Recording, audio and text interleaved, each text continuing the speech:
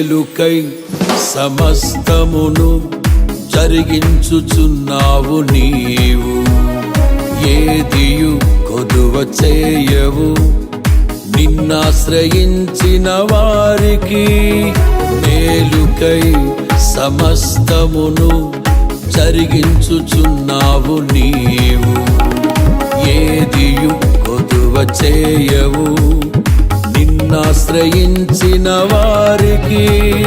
భీకరమైన కార్యములు చేయుచున్నవాడా,